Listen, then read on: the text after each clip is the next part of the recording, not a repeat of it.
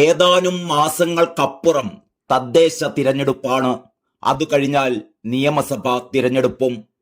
മകൾ വീണയെ കൈക്കൂലി മാസപ്പടിക്കേസിൽ പ്രതിയാക്കി SFIO വിചാരണ ചെയ്യാനിരിക്കെ കാരണഭൂതവും അന്തംകമ്മികളും അങ്കലാപ്പിലാണ്.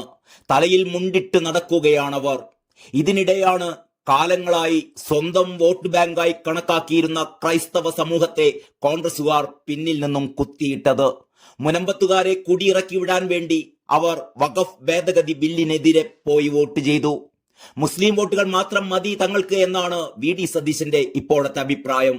അങ്ങനെ കോൺഗ്രസും CPM-ഉം മുമ്പൊന്നുമില്ലാത്ത വിധം വൻ പ്രതിസന്ധിയിൽ അകപ്പെട്ടിരിക്കുമ്പോഴാണ് BJP പുതിയ പ്രസിഡന്റ് രാജീവ് ചന്ദ്രശേഖറിന്റെ നേതൃത്വത്തിൽ ഗ്രൂപ്പ് വഴക്കുകളൊക്കെ മറന്നുകൊണ്ട് കേരളം പിടിക്കാൻ വരുന്നത്. ഇതിന്റെ ശംഖൊലി മുനമ്പത്ത് നിന്നും ആരംഭിച്ചു കഴിഞ്ഞു. ക്രൈസ്തവ വോട്ടുകൾ ഇനി BJP-യിലേക്ക് ഒഴുകും. വിശ്വാസത്തിലെടുക്കാൻ പറ്റുന്ന ഏക പാർട്ടി BJP മാത്രമാണ് എന്ന് ക്രൈസ്തവർ തിരിച്ചറിഞ്ഞു കഴിഞ്ഞിരിക്കുന്നു. നേരത്തെ മണിപ്പൂരും ഇപ്പോഴിതാ ബീഹാറുമൊക്കെ ചൂണ്ടിക്കാട്ടി BJP ക്രൈസ്തവ വേട്ട നടത്തുന്നു എന്ന ആരോപണങ്ങൾ ക്രൈസ്തവർ പുച്ഛിച്ചു തള്ളുന്ന കാഴ്ചയാണ് കാണുന്നത്. മുനമ്പത്തെ 50-ലധികം പേരാണ് BJP അംഗത്വം സ്വീകരിച്ചത്. BJP സംസ്ഥാന അധ്യക്ഷൻ രാജീവ് ചന്ദ്രശേഖറിൽ നിന്നാണ് സമരക്കാർ ഉൾപ്പെടെ 50 പേർ BJP അംഗത്വം സ്വീകരിച്ചത്. വഖഫ് ബിൽ പാസാക്കിയതിന് കേന്ദ്ര സർക്കാരിന് നന്ദി അറിയിച്ച സമരക്കാർ പ്രധാനമന്ത്രിയെ നേരിട്ട് കണ്ട് നന്ദി പ്രകടിപ്പിക്കാൻ അവസരമൊരുക്കണമെന്ന് BJP-യോട് ആവശ്യപ്പെട്ടിരിക്കുകയുമാണ്. BDJS അധ്യക്ഷൻ തുഷാർ വെള്ളാപ്പള്ളി, BJP മുൻ സംസ്ഥാന അധ്യക്ഷൻ PK കൃഷ്ണദാസ്, BJP-യുടെയും BDJS-ന്റെയും ജില്ലാ നേതാക്കൾ തുടങ്ങിയവരുടെ സാന്നിധ്യത്തിലായിരുന്നു 50 പേർ അംഗത്വം സ്വീകരിച്ചത്. BJP-യിലേക്ക് കൂടുതൽ ആളുകൾ വൈകാതെ ചേരുമെന്ന് രാജീവ് ചന്ദ്രശേഖർ പറയുന്നു. മുനമ്പത്തെ ജനങ്ങൾക്ക് അവരുടെ റവന്യൂ അവകാശം നേടിയെടുക്കും വരെ കൂടെയുണ്ടാകുമെന്ന് രാജീവ് ചന്ദ്രശേഖർ ഉറപ്പു നൽകി. കേരള രാഷ്ട്രീയത്തിലെ വലിയ നിമിഷമാണ് മുനമ്പത്തേത് എന്നായിരുന്നു രാജീവ് ചന്ദ്രശേഖർ പറഞ്ഞത്. മുനമ്പത്തെ അവഗണിച്ച ജനപ്രതിനിധികൾക്കുള്ള മറുപടിയാണ് ഇത് എന്നും അദ്ദേഹം വ്യക്തമാക്കുകയുണ്ടായി. കഴിഞ്ഞ വർഷം ഓഗസ്റ്റിൽ അവതരിപ്പിച്ച് നിയമനിർമ്മാണം പരിശോധിച്ച് സംയുക്ത പാർലമെന്ററി കമ്മിറ്റിയുടെ ശുപാർശകൾ ഉൾപ്പെടുത്തിയ ശേഷമാണ് സർക്കാർ പുതുക്കിയ ബിൽ ലോക്സഭയിലും രാജ്യസഭയിലും അവതരിപ്പിച്ചത്.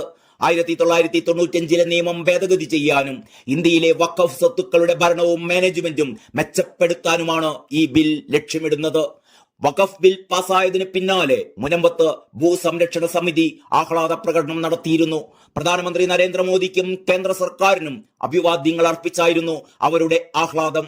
കേന്ദ്രമന്ത്രി സുരേഷ് ഗോപിയോട് മുനമ്പം നിവാസികൾ നന്ദി അറിയിക്കുകയും ഒപ്പം പ്രതിപക്ഷ MP-മാർക്കുള്ള മറുപടി അടുത്ത തിരഞ്ഞെടുപ്പിൽ നൽകുമെന്നും മുനമ്പത്തുകാർ മാധ്യമങ്ങളോട് പറയുകയുണ്ടായി. സുരേഷ് ഗോപിയും ഈ ദിവസങ്ങളിൽ മുനമ്പത്ത് എത്തുമെന്ന സൂചനയുണ്ട്.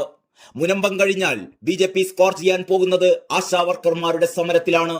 ആശാവർക്കർമാരുടെ ന്യായമായ അവകാശങ്ങൾക്ക് നേരെ ആദ്യം അനുകൂലമായി പ്രതികരിച്ചതും പിന്നീട് സമരപ്പന്തലിൽ ചെന്ന് അവരുടെ ആവശ്യങ്ങൾ മനസ്സിലാക്കിയതും അത് കഴിഞ്ഞ് പ്രധാനമന്ത്രിയെയും ആരോഗ്യമന്ത്രി JP നദ്ദയെയും കണ്ട് അവരുടെ ഇൻസെന്റീവ് വർദ്ധിപ്പിക്കാനുള്ള നടപടിയെടുത്തതും സുരേഷ് ഗോപിയാണ്.